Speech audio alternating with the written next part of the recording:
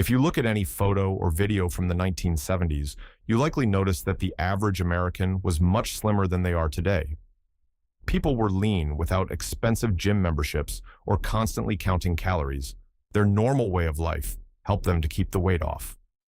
In the 1970s, the U.S. adult obesity rate was 14.5% and remained stable throughout the decade. Once the 1980s hit, the obesity rate skyrocketed, and today the number is nearly triple, with 42% of U.S. adults being obese and 74% being considered overweight. A big reason for this jump in the obesity rate was the introduction of ultra-processed foods. In the 1970s, your pantry was full of basic food items like flour, eggs, and milk. Today, the grocery store aisles are filled with food products that are engineered to never satisfy your cravings. With precise ratios of salt, sugar, and fat, these foods bypass our natural signals of fullness, leaving us always wanting more.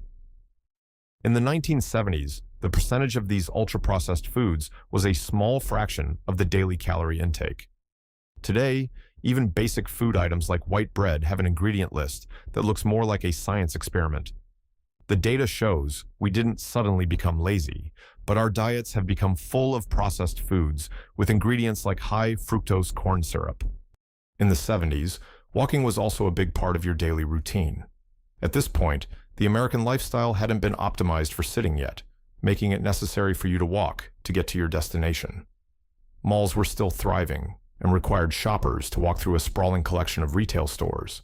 A single shopping trip could require walking for several miles to complete. Whether you were walking to the corner store or walking home from school, this wasn't considered exercise, but was just a part of life. By the 1990s, the need to walk was being engineered out of the everyday lives of Americans. Today, the convenience of drive-thrus and online shopping has led us to pack on the pounds quickly.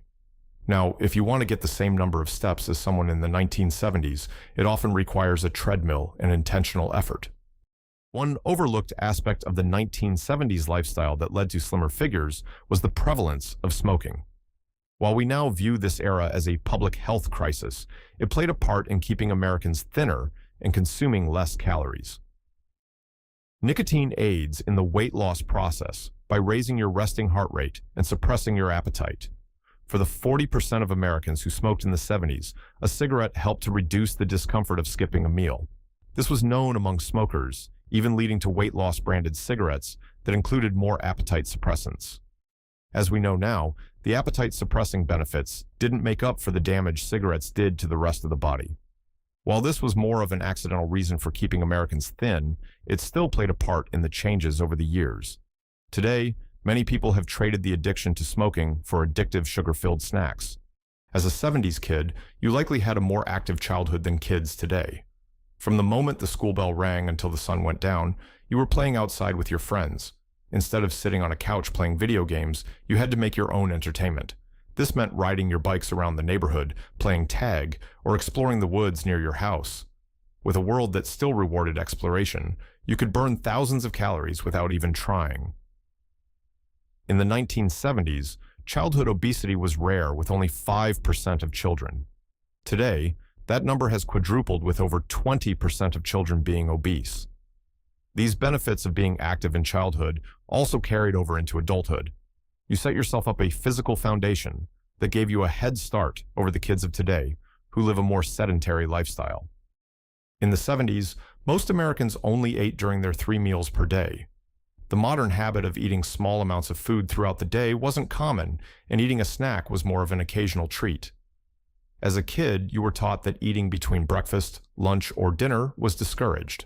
If you wanted a snack, you maybe got a small sandwich or a bowl of fruit. During this time, the availability of snacks was also limited and didn't take up half of the supermarket like it does today. If you were hungry, you often had to wait until the next meal, which helped you to develop dietary discipline. Eating only with intention and not mindlessly led Americans to be much fitter than today, where people eat as soon as they feel any hunger. It's no surprise that as snacking around the clock became popular in the mid-80s, the obesity rate shot up quickly as well. Along with only eating 3 meals per day, the portion sizes were also much smaller in the 70s. Supersizing your McDonald's order wasn't a thing, and the average soda size was only 8 ounces. What was once considered a large serving is often seen as only a small serving today. The dinner plates were also only 9 inches across, which is much smaller than the dinner plates today that are 12 inches or bigger. This wasn't about portion control either. Bigger plates weren't needed for the normal portion sizes in the 1970s. Over the decades, the portions got bigger and bigger as corporations used them as a marketing tool for value. Today, we have 22-ounce big gulp cups and bags of movie theater popcorn that exceed 1,200 calories. With these portions, it's not hard to see why the average American is much heavier than in decades past. In the 70s, it also wasn't common to drink soda or other sugary drinks with your meals. Most people drank either water or milk, making the idea of a half-gallon of liquid sugar in your car's cup holder seem like science fiction. The standard soda size was much smaller and was often reserved for occasions like birthday parties, summer picnics, or a trip to your local diner. It was a rare treat, not something that was your sole source of hydration, like for many today. Today, the average person drinks around 40 gallons of soda per year. That is enough soda to fill up a bathtub and is providing you with nothing but sugar and calories.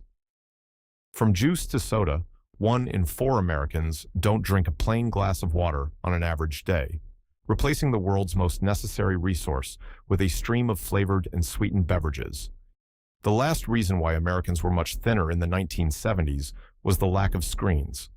During this era, your only screen was a bulky television that had a broadcast schedule that ended every night. There was no mindless scrolling on a device to fill in the gaps of your day. If you waited for a bus, doctor's appointment, or checkout line, you simply waited until it was your turn.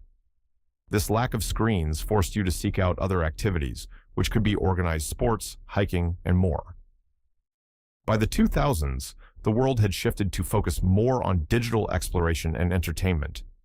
Kids are often given iPads at a young age, not allowing them to develop the imagination that made our childhoods in the 70s special.